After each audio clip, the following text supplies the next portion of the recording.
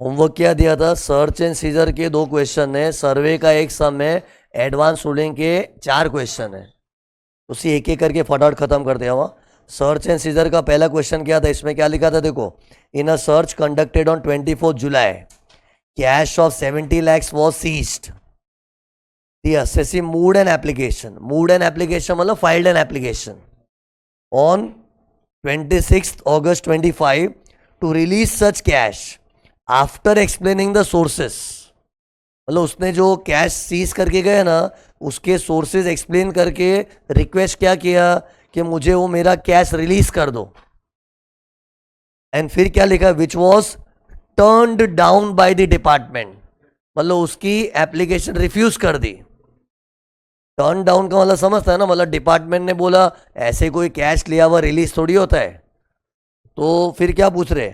Assessee seeks your opinion on whether the department can withhold the explained money. उन लोग अपना explained money withhold मतलब दबा के रख सकते हैं कि छोड़ना पड़ेगा? छोड़ना पड़ेगा। इन लोग विदहोल्ड नहीं कर सकते क्योंकि सब में क्या लिखा है? Explaining the sources. तो अगर रेड वाली पार्टी अपने सोर्सेज एक्सप्लेन करती है और वो अप्लाई करेगी तो उसको रिलीज करना ही पड़ता है।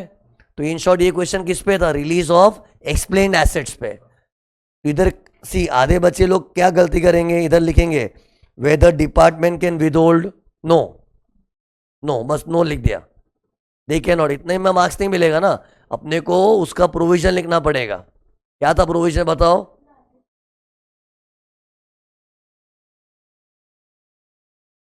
नहीं एक से नहीं, तुम लोग गलत चीज पकड़ी। देखो इधर क्या लिखा था?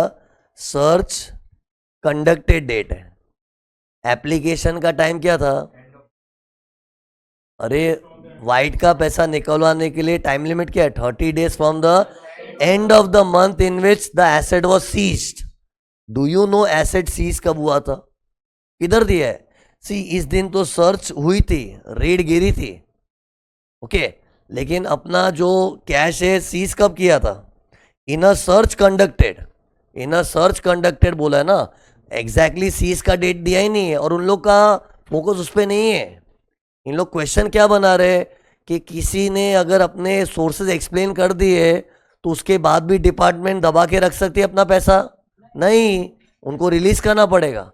उन लोग वो टाइमिंग वाला नॉलेज चेक नहीं कर रहे थे। ठीक है वैसा क्वेश्चन भी आ सकता था, लेकिन इधर अपने पास वैसा डेटा भी तो नहीं है ना। हमने अप्लाई कब किया था? 26 अगस्त को, और उसका एप्लीकेशन का टाइम क्या था? 30 days from the end of the month in which asset was seized. तो इन लोग एसेट सीज्ड की डेट भी देते फिर, ओके।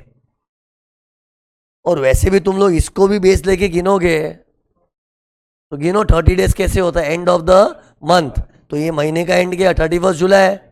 उसके बाद अपने पास 30 दिन है, 30 दिन मतलब 30 अगस्त तक, वैसे भी टाइम पे हुआ है। बट फिर भी ये date should not be taken as a base, ये तो सर्च कंडक्टेड डेट है ना। ठीक है अगर काम चलाना पड़े तो इससे चलाएंगे, बट उससे भी तो अपना 30 days आ रहा है ना। प्रिसाइसली कैसे गिनते हैं? जिस दिन अपना वो एसेट सीज हुआ था, और सीज भी क्या इन लोग टुकड़े टुकड़े में करते, जैसे किससे क्या पे 10 दिन रेड चली थी तो कुछ सामान दूसरे दिन लेके चले गए, कुछ सामान छठे दिन लेके चले गए। तो अपनी चीज जो लेके गए, जो अपने मांग रहे हैं, वो कब लेके गए थे? प्रिसाइसली तो ऐसा देखना पड़ता है ना। मैंने तुमको पढ़ाते टाइम बोला था मेरी बीवी का नेकलेस लेके चले गए, तो 10 दिन की रेड में वो तीसरे दिन लेके गए थे। तो जिस दिन लेके गए थे वो डेट बेस होता है, वो भी डेट से 30 दिन नहीं, वो मंथ एंड से। तो एनीवेज ये तो किसी के माइंड में कंफ्यूजन था तो मैंने क्लियर किया है। तो ये एप्लीकेशन वगैरह हमने सब सही किया है। इन लोग पूछ ये रहे कि डिपार्टमेंट उसका एप्लीकेशन टर्न डाउन कर दिया। हाँ ऐसा बोला होता ना कि वो टाइम पे एप्लीकेशन नहीं किया इसलिए ठुकरा दिया, ऐसा थोड़ी बोला है। डिपार्टमेंट ने तो आउटराइट मना ही कर दिया, नहीं मिलेगा जाओ। तो ये सही है गलत है? कि लॉ ने सेक्शन 132B, सेक्शन 132B में साफ साफ लिखा है कि अगर आप अप्लाई करोगे तो आपको मिल जाएगा। तो इधर प्रोविजन क्या लिखना चाहिए? As per section 132B an assessee can make an application for the release of explained assets within 30 days from the end of the month in which assets were seized. The application shall state the nature and source of acquisition. If the AO is satisfied, then he shall release the explained asset after taking the prior approval of CIT, CCIT, and after deducting existing liability. And such release should be done within 120 days from the date on which last authorization was executed. वो लिखना पड़ता है.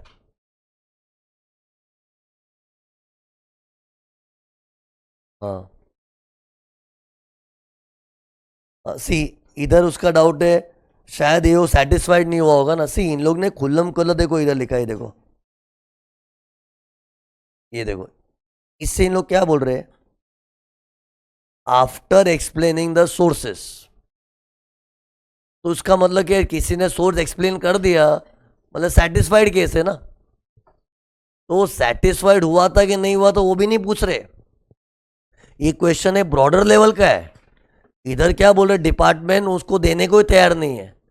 सी नहीं देने का reason थोड़ी लिखा है कि आपने टाइम पे अप्लाई नहीं किया. इधर डिपार्टमेंट देने को ही रेडी नहीं है ना, वो गलत है. सी इधर एसएससी का फॉल्ट तुम लोग, जैसे इसने क्या एसएससी का फॉल्ट ढूंढा, हमने टाइम पे अप्लाई नहीं किया. अब ये अलग फॉल्ट ढूंढ कर रही है कि एओ सेटिस्फाई नहीं हुआ था. कहाँ लिखी ये सब बातें बताओ ना, किधर लिखा है एओ सेटिस्फाई नहीं हुआ था. और ऐसा अज्यूम भी क्यों करना है, सेटिस्फाई होने वाली सब चीज़ है. एओ को किससे सेटिस्फाई करना है कि तू जो चीज़ मांग रहा है उसके सोर्सेस तूने ढंग से बता दिए, हमको लगना चाहिए हाँ वाइट का पैसा है. वो तो इधर क्लियर कट बोला है, after explaining the sources, means अपने पूरे सोर्सेस बताने के बाद मांग रहा है. और चलो अपने टाइम भी गिन ले हुए ना, वो टाइम के अंदर सब किया है, तो क्यों मना किया. मना कर ही नहीं सकते, मुझे देना पड़ेगा रिटर्न. नहीं वो भी किधर लिखा है, एग्जिस्टिंग लायबिलिटी कट करना पड़ता है, लेकिन एग्जिस्टिंग लायबिलिटी का बोला ही नहीं है. C question is basically testing what. एक बंदे ने अपना कैश मांगा पूरा एक्सप्लेन करके, अब वो मना कर रहे हैं तो नहीं कर सकते. एसएससी एकदम परफेक्टली राइट है, उसने अप्लाई किया है, अपने सोर्सेज भी एक्सप्लेन किए, तो ये मान के चलना चाहिए स्टूडेंट को हाँ एसएससी तो सब सही कर दिया है. फिर डिपार्टमेंट मना क्यों की, नहीं करना चाहिए. अब तुम लोगों ने अंदर कुछ हुआ तो अपने प्रोविजन लिख रहे हैं ना, प्रोविजन में अपने आंसर भी कैसे लिख रहे, if the AO is satisfied then he shall release.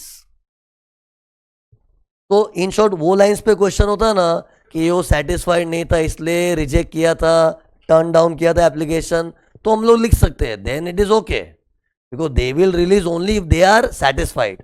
Okay, but इधर वो जोन पे मत जाओ. इधर वी हैव टू अज्यूम कि बंदे ने सब एक्सप्लेन किया है तो ये सेटिस्फाई होना ही चाहिए, नहीं होने की कोई बात ही नहीं थी. फिर कैसे अपना एप्लीकेशन को टर्न डाउन कर दिया. They should accept my application and release. और सी ये सब रियल लाइफ में भी होता है. सी एक्ट में क्या बारीक बारीक प्रोविजन लिखे, लेकिन कई बार डिपार्टमेंट में काम करने वाले लोग भी है ना, उनको भी अवेयरनेस नहीं होती, इनको भी नॉलेज नहीं होता, ये सब भी प्रोविजंस होते हैं. मजाक नहीं कर रहा हूँ. कितने नए जॉइनीज होते हैं उनको खुद को प्रोविजंस का पता नहीं होता. एक खाली एक शेयर करो अच्छी बात, मतलब कोई हरियाणा वगैरह का कोई है ना, इनकम टैक्स का कोई एम्प्लॉई है, he is watching my YouTube videos. ऐसे मेरे को यूट्यूब में कमेंट आया था कि I am working in income tax office, this videos are useful for me. तो डैट मीन्स वॉट, उनको भी ये नॉलेज चाहिए ना. Okay, and then he requested कि मेरे को ये थोड़ा फुल कोर्स एकदम कॉम्प्लीमेंट्री मिल सकता. कॉम्प्लीमेंट्री कहाँ से मिलेगा, मैंने बोला, बट वो यूट्यूब में इज वॉचिंग. इन शॉर्ट क्या बात कहाँ से निकली थी, उनको भी कई बार पता नहीं होता, तो उन लोग किसी का एप्लीकेशन रिजेक्ट कर देते, नहीं मिलेगा. कैसे नहीं मिलेगा, कानून में लिखा है सेक्शन 132B में कि अगर हम एक्सप्लेन करते हमारे सोर्सेस तो आपको रिलीज करना पड़ेगा. ठीक है, हमारा कोई एग्जिस्टिंग लायबिलिटी है वो काट पीट के बाद में दे दो. तो ये देखो मैंने पूरा प्रोविजन लिख दिया है ना, ये मैंने वही लिखा अपने नोट्स में, जो प्रोविजन है पूरा वही लिखा है. ओके, और 30 डेज का समझा ना, 30 डेज अपने इधर से भी गिनेंगे तो भी 30 डेज के अंदर जा रहा है ना.